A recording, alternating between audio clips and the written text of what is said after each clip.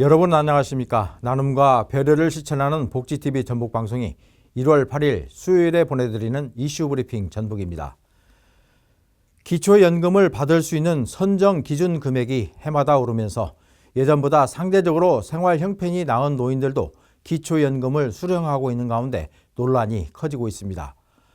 보건복지부에 따르면 기초연금은 65세 이상 노인 중에서 소득 하위 70%에게 지급하는데 소득과 자산이 높은 사람들이 쏟아지면서 평균이 올라가 소득 하위 70%를 끊는 기준도 급격히 높아지고 있습니다.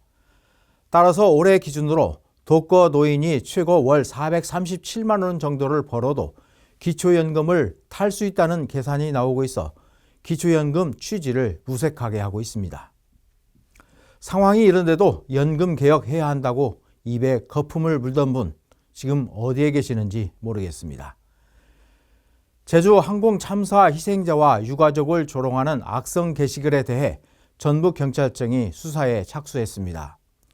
전북경찰청은 제주항공 참사 관련 악성 게시글 3건을 배당받아 수사를 진행하고 있습니다. 해당 게시글은 희생자를 조롱하거나 비방하는 내용이 담긴 것으로 전해졌습니다. 경찰청은 현재 전국에서 악성 게시글 126건을 수사하고 있습니다. 현재 1명을 검거하고 압수영장 50여 건을 신청하는 등 수사에 속도를 내고 있습니다. 대통령 탄핵소추 사유서에 내란죄를 처리하는 것을 두고 전북 출신의 여야 의원들이 입씨름을 벌이고 있습니다. 이춘석 민주당 의원은 자신의 페이스북에 국민의힘에서는 내란죄 제외가 마치 내란 행위를 제외하는 것으로 국민을 오도하고 있다고 주장하고 내란죄 명시를 주장하는 사람들이 원하는 것은 재판 지연이라며 국민의힘을 정조준했습니다. 반면에 조배숙 국민의힘 의원은 지금 민주당은 오직 조기 대선을 위해 또 이재명 한 사람을 위해 대통령 탄핵에만 속도를 낼 뿐이라며 이는 공정함도 신중함도 보이지 않는다고 말했습니다. 그런데 조배숙 의원님, 지난 2017년 박근혜 대통령 탄핵 때 당시 국회 탄핵소추위원이었던 권성동 현 국민의힘 원내대표가 한 발언 꼭 한번 챙겨보시기 바랍니다. 그때는 되고 지금은 안 된다는 것인지 묻고 싶습니다. 전북의 출생아 수가 13년 만에 늘었습니다. 행정안전부가 발표한 주민등록 인구 통계를 보면 지난해 전북의 출생아 수는 6,897명으로 한 해 전보다 205명이 증가했습니다. 시군별로는 완주군이 137명으로 가장 많이 늘었습니다. 반면 전주는 65명이 감소했습니다. 출생아 수가 늘어나기는 2011년 이후 13년 만의 일입니다.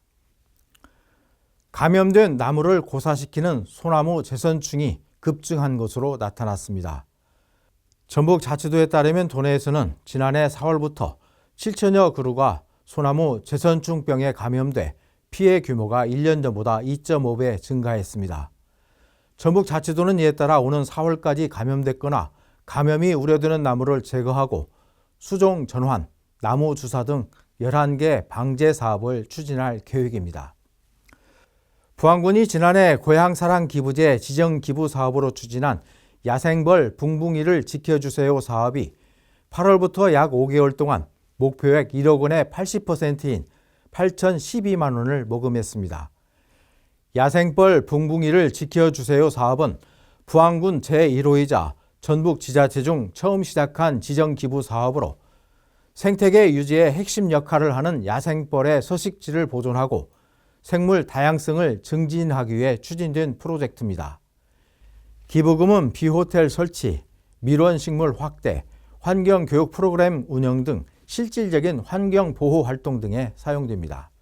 부안군은 올해에도 이 프로젝트를 이어가기로 했습니다. 지난해 경기 침체에도 익산시의 고향사랑 기부금이 2자릿수 증가율을 보인 것으로 나타났습니다.